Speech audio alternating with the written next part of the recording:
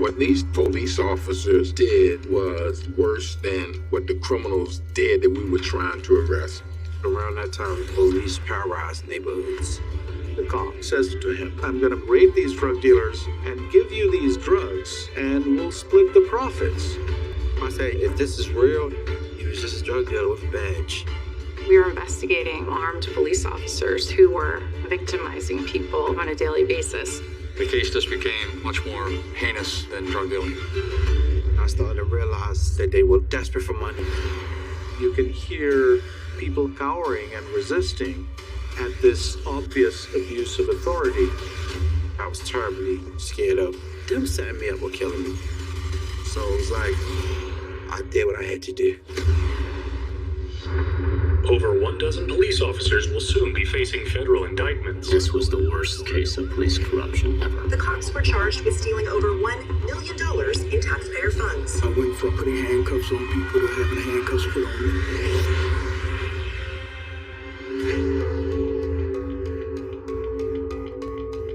In the late 1990s, violent crime was on the decline across the country.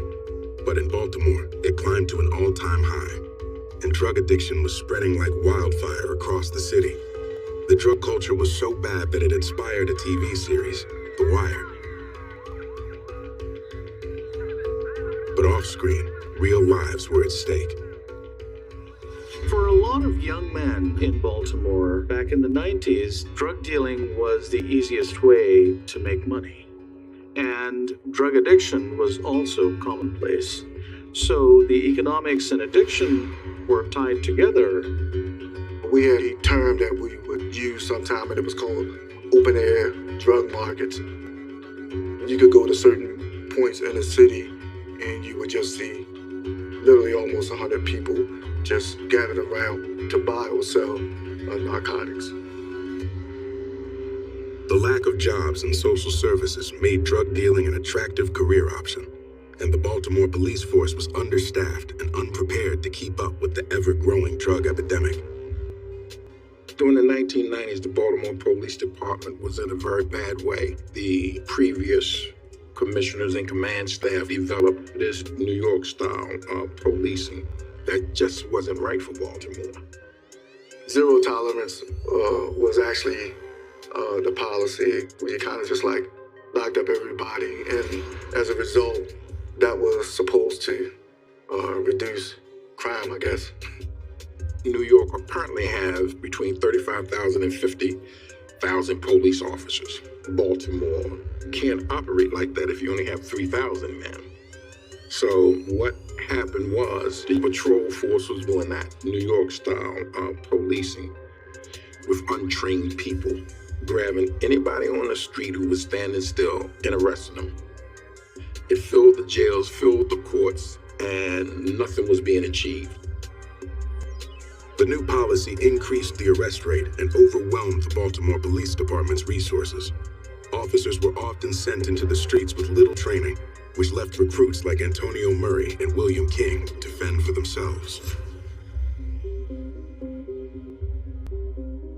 Antonio Murray joined in 1992. The first couple of years, we were both assigned to patrol together. The first thing that drew me to him was a sense of humor. We became friends. The bond became really tight. I would consider him my best friend, and he would consider me his best friend. I was his best man at his wedding. He was my best man. The police culture for the Baltimore Police Department at that time in the 90s, it went to a couple radical changes. The war on drugs in Baltimore, it had started to get violent. Back then, there were confrontations between the police and drug dealers and gangs of drug dealers. Antonio Murray, his hand got badly damaged when he got shot at while on duty. I was actually with him the night that he was shot, and another individual came up behind, hit Antonio Murray. The gun fell to the ground. There was a struggle over the gun. The one guy grabbed the gun, and he shot Antonio. The healing process for Antonio was tough on him. When he came back to work, he became partners with Will King.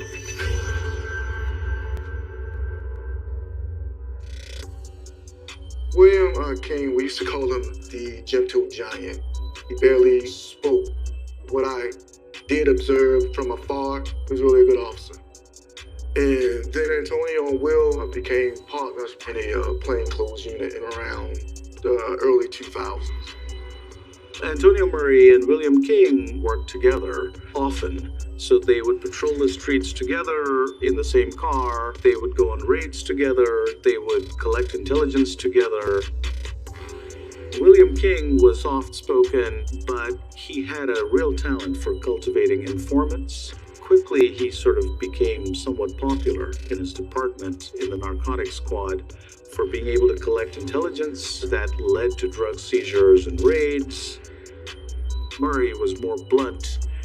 He was the one who would probably go around intimidating drug dealers, trying to get information out of them. By early 2004, King and Murray were leading the pack when it came to drug arrests at the Baltimore Police Department. Their aggressive style earned them respect at the station house and made life hell for dealers on the streets of Baltimore.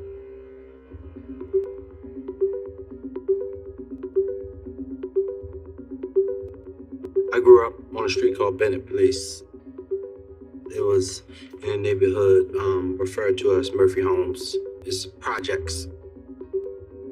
I mean, looking back, it's like Afghanistan. I mean, it was riddled with drugs and crack and stuff. You know, it was a war zone. You know, I would see a lot of the younger guys my age making money, you know. So one day, my friend, he told me, you know, that they would give me a pack of drugs. He said, you get $50 every time you sell one of those packages. So the next day, I sat over there on the intersection of 4 streets and I put the drugs in my pocket and I kept saying to myself, I'm going to jail. I'm going to jail. I sat there and it seems like forever, which was probably about like 45 seconds. You know, I'm waiting for somebody to come buy this stuff and then the next thing I know, it was a wave. 45 minutes later, you know, I was a couple $100 richer, which was more money than I had ever seen. I mean, it could have been $1 million to me. I was addicted to selling drugs from that day on. And I was about 12 years old at that time. I found out really quick, you gotta watch every place you walk because around that time, police terrorized neighborhoods. Over the next 4 years, Davon dropped out of school, grew his business, and made a name for himself on the street. But at 16, he came face to face with a threat more dangerous than anything he'd experienced in the back alleys of Baltimore. So in the summer of 2004, I'm 16 years old. I was going about my normal day, you know, selling my drugs, and I see this car pull up. As soon as I saw the doors open, I noticed it was the cops. You know, they're pretty famous, you know, King and Murray.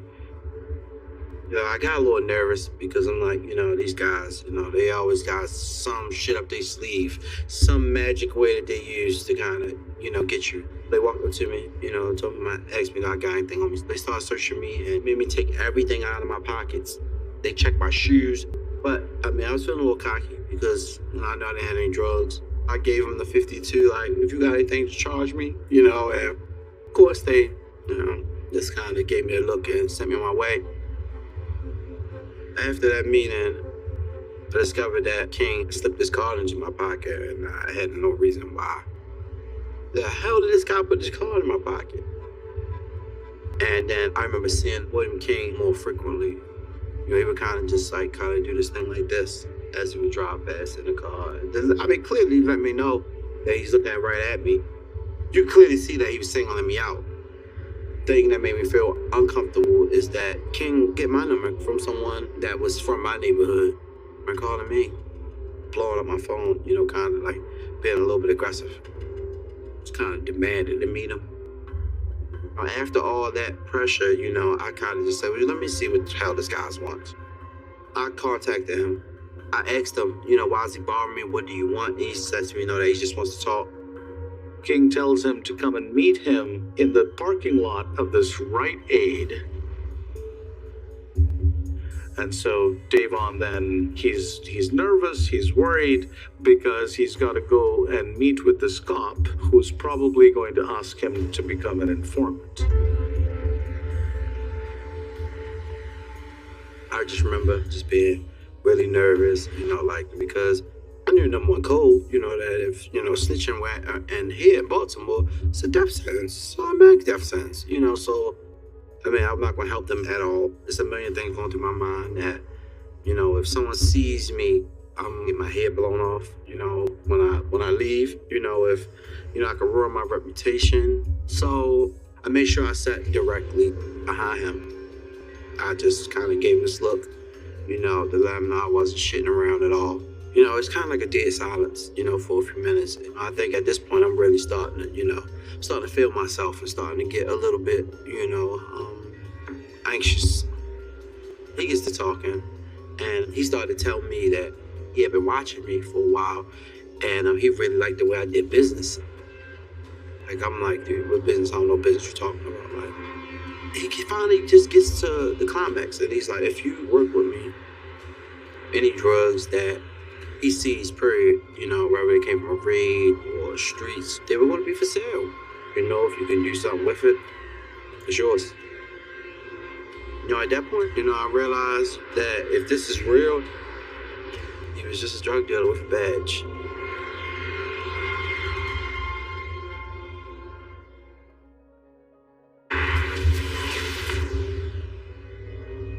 In the summer of 2004, Davon Mayer was terrified, and not because of rival drug kingpins coming after him.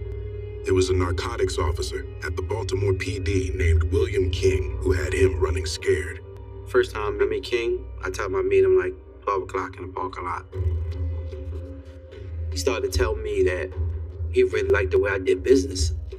And he's like, maybe I'll go on a house raid and, let's just say I find 2 bricks of drugs. And he's like, maybe I tell him I found 1. And when he told me that, it was like, holy shit.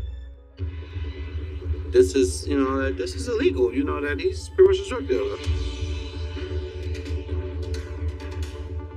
About 3 days later, we meet again, and I get in the back in the same position I do, sit behind him.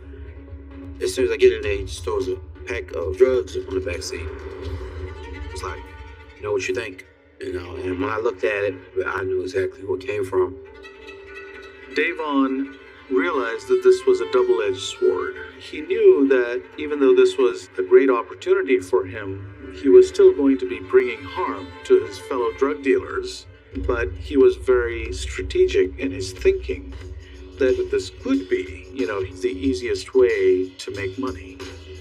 I think I told him, I can give him like $350 cash, right there at the moment for him. And he lit up like a Christmas tree. He was beyond happy. From there, I made a lot of small deals. I would give him like $500 for it. I would buy it at like 50% of what it was worth on the street. And, I would keep that profit for myself and just pay him straight out, which was no problem for him because obviously it was free for him. And it was like, we're on the same page. At that point, I just kind of looked at him as an equal, like a criminal like me. It was just about making money. He kind of showed his hand. I could kind of see that he obviously was in some position where he wanted money. William King liked to go to the club. He liked to spend money on women. He had bought this Denali, this big SUV. He had divorced his wife, and so he had financial obligations that he wasn't able to meet. He only made a police officer's salary, which is what prompted him to go down this road. I don't know if it actually came into play in this particular situation, but what I can say is for the work that police officers actually do, especially in Baltimore City compared to our surrounding jurisdictions, we get paid a lot less. To make ends meet, some cops work side gigs like private security. But William King found a way to rake it in without lifting a finger, by arresting dealers and stealing their drugs, then asking them to sell it back on the street and taking a share of the profits. It was such easy money, King decided to share the wealth with his partner, Antonio Murray. One day, Detective King calls me, and he says, "Hey, look, we need to meet somebody different. This is something more important." I told him, that we can meet at a McDonald's that I knew of. And when I pull up, I get in the car, and it's not just Detective King, it's Detective King and Detective Murray. So I was already drove back because I didn't really like, Detective Murray too much at all. The bravado, the way he carried himself, I didn't like it at all. Detective King began to tell me that he had a bunch of marijuana, a bunch of weed they wanted to sell, and it was, could I handle tens of thousands of dollars worth of marijuana? So I told him at first that I was only gonna be able to bring so much of the money, and I would have to owe him. The next day, I met them and for the money I had to hold it in like two hands. It was like Murray just like fell in love. He was like, "Hey man, you the man, and man, you the king of the streets." For him to be so fake and phony and shit like that, just over some money, just clearly tells me that that's all he cares about, really. So from then, he was like a solid partner. Will and Antonio were a good team together, that they would make a lot of arrests. They were bringing in numbers. But, when people produce, they're not going to dig into how you produce. And if you bring in numbers, nobody's going to be really looking at you. Did he ever mention to you about people who were things that weren't quite in the book? No, he never mentioned to me anything about someone doing anything that was illegal. Murray kept his shady dealings a secret from his closest friends and allies.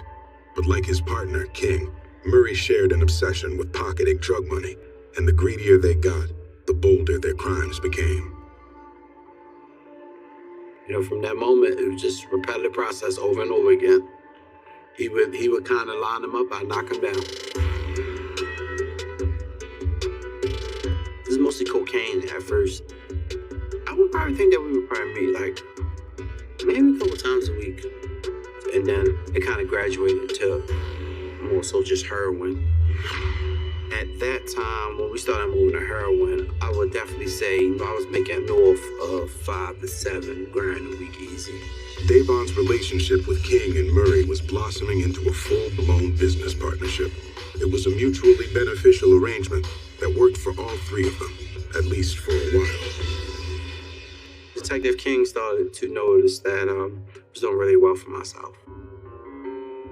But the thing is, sometimes I would give him only like 25% of what the drugs was worth. So I was making astronomical profits at this point. I was driving nicer cars. I was looking extremely nice. He would start to say little things, like somebody's looking good today. Oh, you look like money, little things like that. I started realizing he was counting my money. He was trying to figure out how much I was taking in and why I was taking in so much and his taking was so little.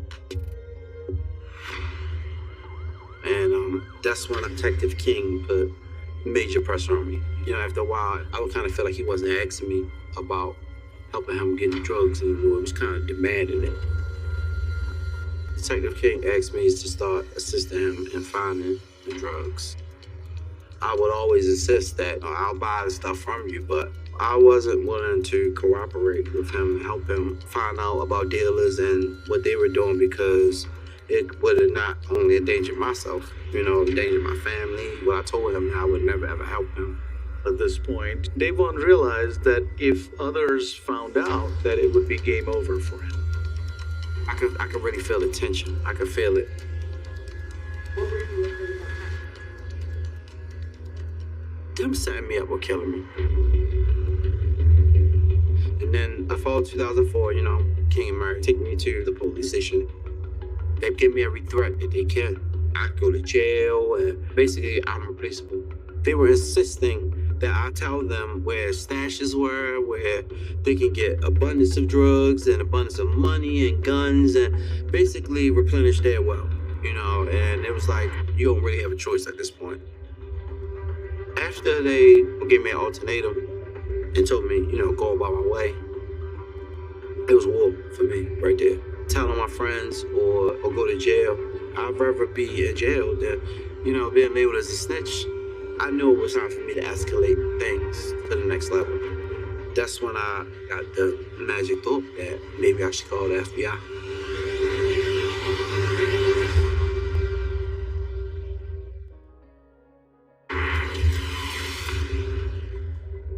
By the fall of 2004, Baltimore detectives King and Murray were ready to move their drug dealing operation to the next level. After pressuring 16-year-old Davon Mayer to sell drugs on their behalf for almost 6 months, the two cops demanded that he rat out other Baltimore dealers so they could access an even larger supply. It was a dangerous proposition that left Davon with little choice than to go to extremes. After they gave me an ultimatum, I knew it was time for me to escalate things to the next level. I should either go big or go home. And I said, well, maybe I should call the FBI. I called. But I pretty much was scared shitless and hung up. Because somewhere deep inside of me, I felt like I was snitching.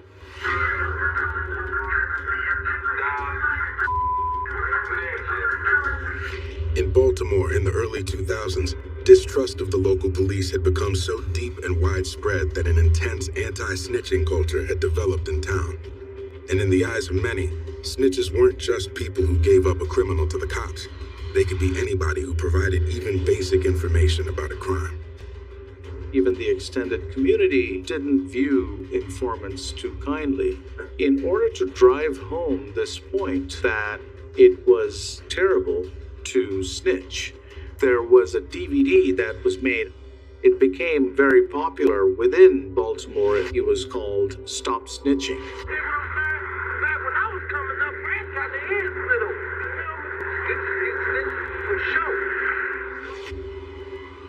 One day, when it was getting closer to the time for my daughter to be born, and it got to a point where I realized that I wanted to be a good father and be there to raise my child, I called the FBI. I remember, being like incredibly nervous, and I explained to a guy. I literally told him everything. I couldn't see the guy obviously because of the phone, but I could feel his face, and then he just said, "Holy shit." He asked me, "Do I feel safe?" And I told him no. He told me that he would get someone to contact me, ASAP. 3 days later, Agent Wolf calls me and tells me that him and Agent Munoz want to meet with me. I told him a location to meet me at. I remember being incredibly nervous. Literally shitting on myself as I'm walking. I automatically thought, if King sees me, I'm dead. At this point, I'm just really in a rock and a hard place. It's like, I just kind of felt like I was really in over my head at that point. I'm risking everything. But to live a happier life, I decided to go through with it, and I got in the car. That's when I meet Agent Wolf and Agent Munoz. Davon reached out to the FBI in November of 2004, and we met him down in Baltimore City. But when I first met Davon, he was very credible. I think that we knew we had something going on there. I think when Davon came in, we realized pretty quickly that even though he was young, Davon was pretty savvy, and he realized there was a big imbalance of power in his relationship with King and Murray, and that they held all the power, that they could arrest him at any time.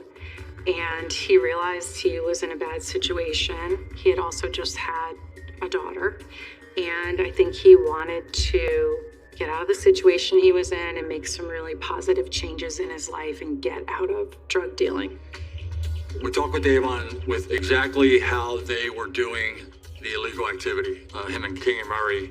The first thing we decided to do was to have a consensual monitored phone call between Davon and William King, which we conducted. I knew I could easily, I could pick up the phone and say some illegal stuff, some illegal shit to King, and he's gonna talk, right there. He wasn't worried about talking on the phones. So I pick up my phone.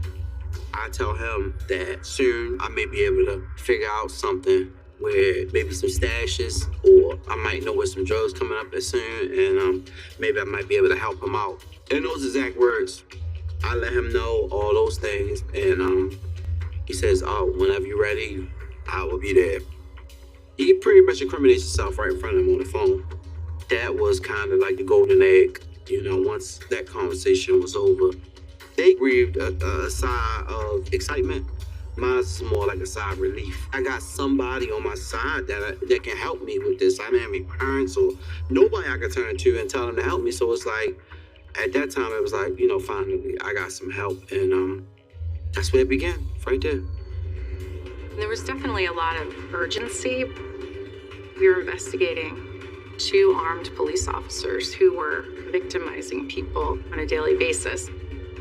So we needed to uncover the full extent of it, but we also needed to do it pretty quickly to get them off the street.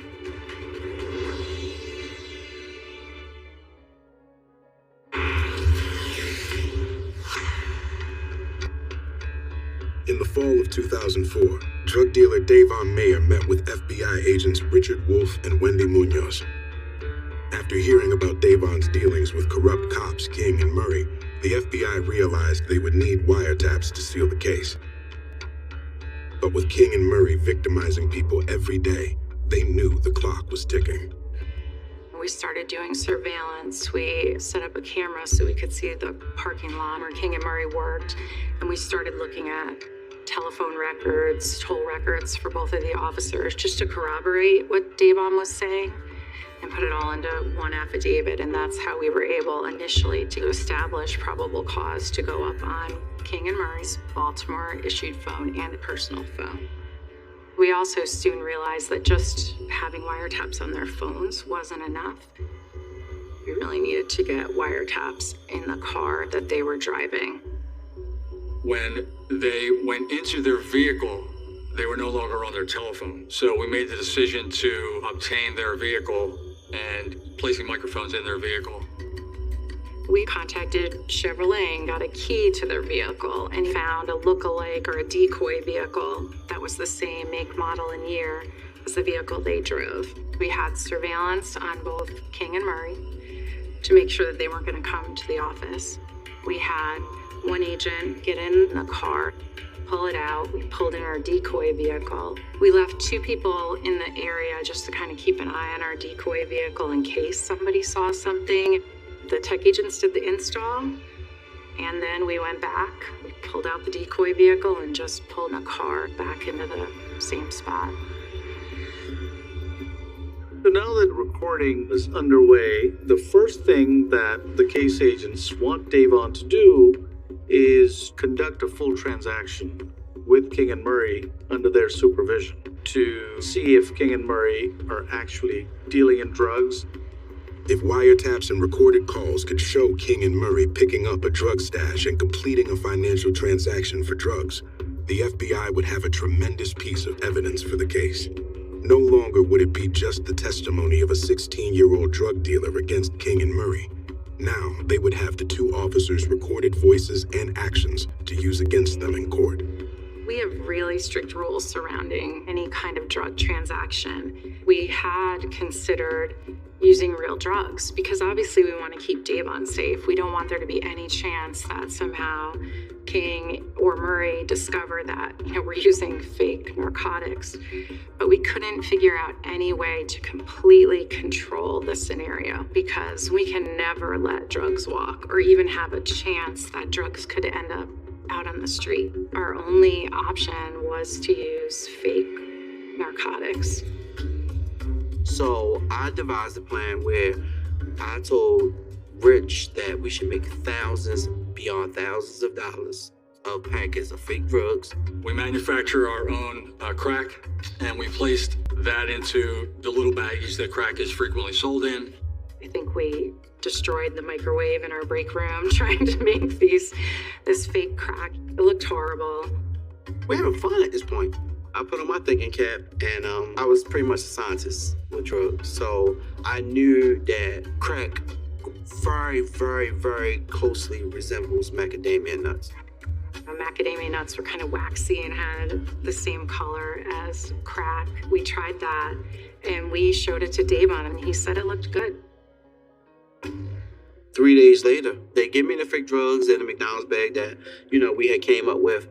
And I found a good spot and I stashed them in the alley. After that, I walked back to the FBI vehicle and I put the phone on speaker and I called King and Murray and I told him that I had saw, someone put a bag of drugs, down in the alley. He tells me he's on his way with lightning speed.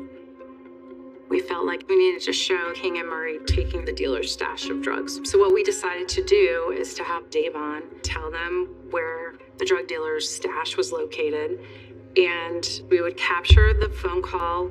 As I'm on the phone, he's literally in the next block down, and I'm telling him to go through the alley, to go 5 yards down, look under a brush, and then he says to me, I got it.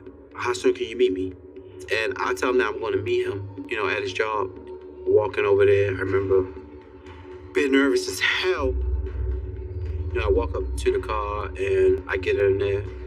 He just kind of gives me a look. He's like, everything gonna be good? And I'm like, it's all good. I tell him, man, it hasn't always been good. And then within 20 minutes, I get the package back.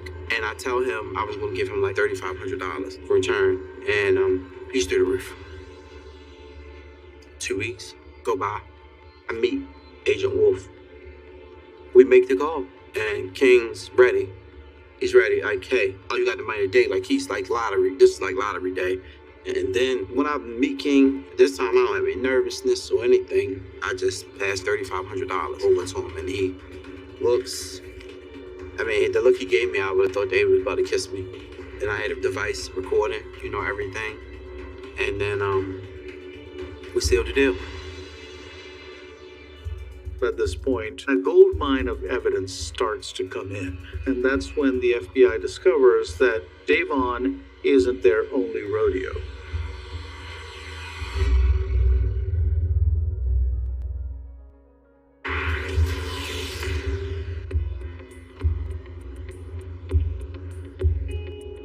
In early 2005, the FBI was keeping an ear on everything going on inside King and Murray's car when shocking new evidence started to come in. The two cops divided up drugs and money in the car every day and discussed who they would target next. And then in February 2005, the recordings revealed an absolute bombshell. Davon wasn't the only dealer working with King and Murray. We became aware that they were utilizing another individual in pursuing their criminal activity. His name is Antonio Mosby. And we not only had the telephone interceptions where we heard what Mosby was doing, but when they got back in the car, we heard the entire discussion about what Mosby did, what he saw, and what the officers did about that. So our investigation not only proved that Antonio Mosby was obtaining drugs and or money from drug dealers, spotting, if you would, for King and Murray. As a result of that, King and Murray would also approach those individual drug dealers and try to incorporate them into a very similar activity, providing information involving drugs and money. At that point, the FBI learns that these two cops are doing this on a large scale. There were several other drug dealers involved with what they were doing as a result of Antonio Mosby helping them out. We hear King and Murray's own words, the kind of activity that they were engaging in. They would utilize their status as police officers to detain these people, put them in handcuffs, put them in the car. They would take their drugs and their money. They would find them and, tell them, if you don't start contacting me every day, that they would arrest them. They held all the power. They were victimizing people out on the streets of Baltimore pretty much every day. The FBI learned that King and Murray were threatening victims with violence, even putting a gun to the head of a dealer. But despite their glaring misbehavior, the two cops had managed to escape the radar of their superiors at the Baltimore PD, which meant the pressure for agents Wolf and Munoz to bring them to justice grew more urgent by the day. Police officers are hired to protect the public and to arrest and investigate these drug dealers. If they become corrupt, then the whole system becomes corrupt. And I certainly would think that police corruption is a much more heinous crime than drug dealing. They can hear King and Murray threatening other drug dealers, grabbing drug dealers off the street, throwing them into the back of the car, taking their money, letting them go without filing charges. You can hear people on the sidewalk sort of cowering and resisting at this obvious abuse of authority. And this is sort of the clinching evidence that the FBI needs in order to move to the next phase.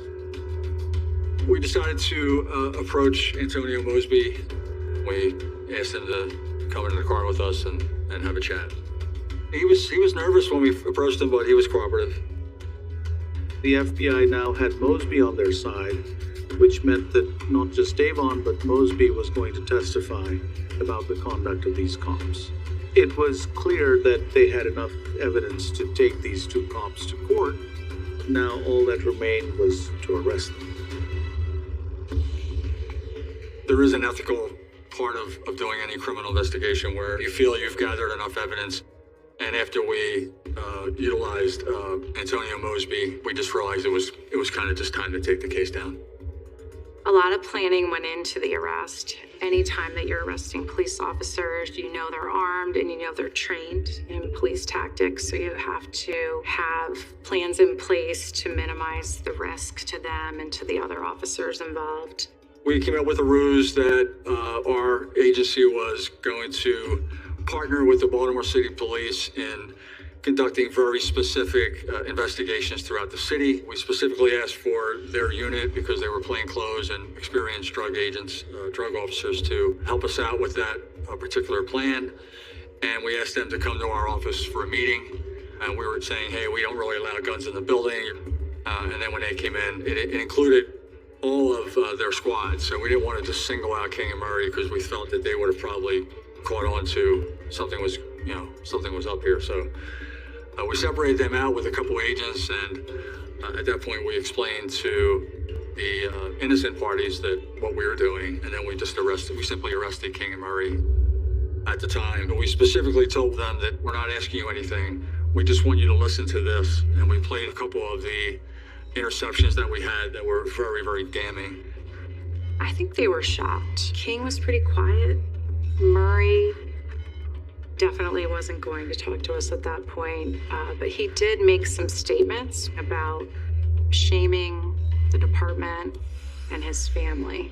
William King and Antonio Murray, as Baltimore police officers, they misused their police power to benefit themselves. This man, drug dealer, told us of being robbed by King after he threatened arrest. I was actually sitting at my desk, and I got a call from a police officer asking me did I just hear the news. He said Will and Antonio had got arrested. The news just started flying around the whole police department. Over the course of a couple days, we found out the full ramifications of what was going on. I never thought Antonio was capable of anything like this.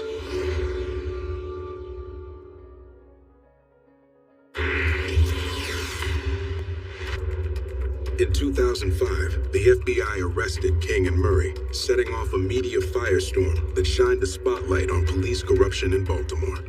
The case was a staggering abuse of power, where two officers used their badges, authority, and police vehicles to circulate large quantities of drugs all over the city. The indictment alleges that King and Murray conspired to obtain cocaine, cocaine base, heroin, and marijuana, and proceeds from the sale of such narcotics by robbery and extortion. Now, it was up to federal prosecutors to use their unprecedented audio evidence to secure justice for the people of Baltimore and put bad actors on notice in departments across the nation. My client, Antonio Murray, was really looking at a life sentence. Speaking with the government, we had the offer to work out a plea, and I said to him, I think you have an opportunity to avail yourself of minimizing what you're exposed to. My biggest obstacle in representing Antonio Murray was his unshakable belief with the influence that William King had over him. He said, nah. King said, we're going to be okay. He got me. My partner's going to have my back. Davon realized that these two arrests had gone down, and he was immediately a little nervous because now word was going to spread that that he had been working with the FBI. News about the case rocked the Baltimore PD, and rumors began to spread in the local community that many dealers had been snitching to King and Murray. The Stop Snitching video resurfaced, and this time the lyrics raised alarm bells for investigators.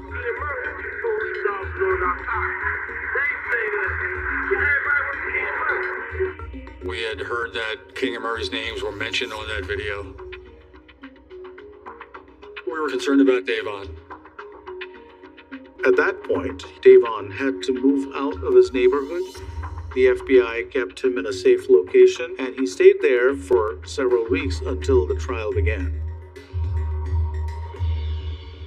My girlfriend that I've been with for years, she just called me like, hey, I saw that you went to court today. She was like, yeah, my sister just called me. Everybody's in the whole city was saying that you're the one that put detectives in jail. There was a crowd of people outside the court, including some of his associates and drug dealers, and some of them were extremely angry because he was now working with the FBI. When Davon took the stand, he was definitely nervous and shaky, but all of the evidence was clear. He was able to walk through his own involvement. Testifying against King was the worst thing I ever done. It devastated me. But they played an unfair game because you can't be a criminal with a badge. I did what I had to do. Davon is definitely the hero of the story. He's definitely the good guy. A young kid who's grown up in a neighborhood where violence and drug crimes were routine. For that kid to find the gumption and the maturity to decide to turn in these two crooked cops is nothing short of heroic. I consider Davon, Mayor, to have done the right thing, and the prosecutors did a great job as well. We played those calls and interceptions to the jury as they read along with the transcripts. It was particularly damning to the officers to listen to them actually doing criminal activity. The jury found ex-Baltimore police detectives Antonio Murray and William King guilty of robbing drug dealers, selling the goods, and keeping the cash. The sentences for Antonio Murray was 130 years. Will King got upwards to about 300 years. Man, I worked in a homicide unit and see guys who commit murder and don't get that much time. I think that was excessive. There's a really high price for corruption that I think people don't always think about. King and Murray were essentially drug dealers, but the difference is that they were in a position of power. They swore to protect the city of Baltimore and the citizens of Baltimore, and they were using their power to line their own pockets. In the years since King and Murray's convictions, corruption and police abuse has reared its ugly head multiple times in Baltimore, resulting in further convictions and scandal for the Baltimore PD. In 2021, King and Murray had their sentences reduced to 20 years each, based on new federal sentencing guidelines. After the trial, I enrolled into a college. Around about 2014, I started my own business. I knew I could fix computers. I was really good with computers. I invested everything, 1,000% into it, and here we are. I don't have to break a law, to pay all my bills. I don't have to break one law, and it's like, I don't think I even realized this level of happiness existed.